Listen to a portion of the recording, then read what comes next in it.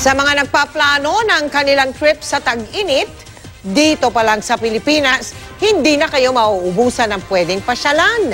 Nandyan ang Palawan na hindi pahuhuli sa ganda ng likas na yaman. Nakatutok si Joseph Moro. The Last Frontier, yan ang tawag sa Palawan. Kung gusto mong malaman kung gaano pinihiyaan ng Pilipinas ng likas na yaman, dito ka lamang kailangan tumingin. That is the West Philippine Sea. If you go straight there, you'll go to Vietnam, Cambodia, Thailand, and up to China. Sa mahigit 7,000 islands nga ng Pilipinas, 1,007 daw ang makikita dito sa Palawan. Sa Nacpan Beach sa El Nido, namumutik-tik ang mga banyagang turistang enjoy na nakatambay. Pami-pamilya, barka-barkada. Si Aline Blanc, taga Mexico, first time daw sa Pilipinas. The pristine water in many places we're been. The beaches are very nice and the people is very, very charming. Sina Joaquin at Matias, dumayo pa, galing Uruguay.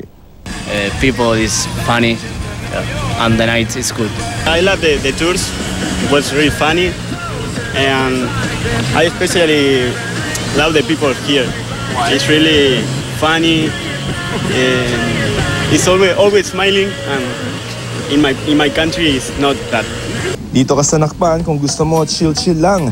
Pero sa mga adventurous, may mga tours dito na magdadala sa iyo sa iba't ibang isla.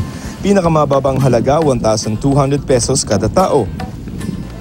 Dadalhin ka sa mga lugar tulad ng Secret Laguna. Teka muna, may traffic pa yata. Nakapila ang mga turistang gustong pumasok.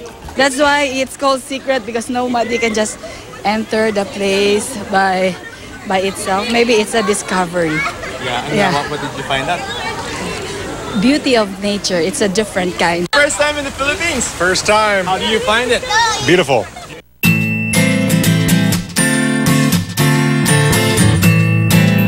Sa Seven Commando Beach, sunbathing, may swing pa o kaya naman makipag-volleyball sa kapwa mga turista o kahit kayo magbabarkada. Patok sa mga turista pagkatapos nila mag-island hopping, syempre, lunch by the beach. Yun lang.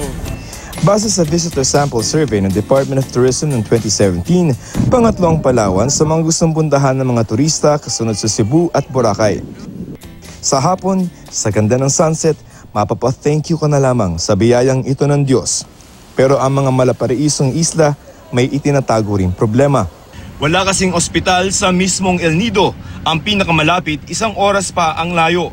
At ang mas moderno pang ospital nasa Puerto Princesa City pa na 5 oras ang layo sa El Nido. Joseph Morong, Nakatutok, 24 Oras.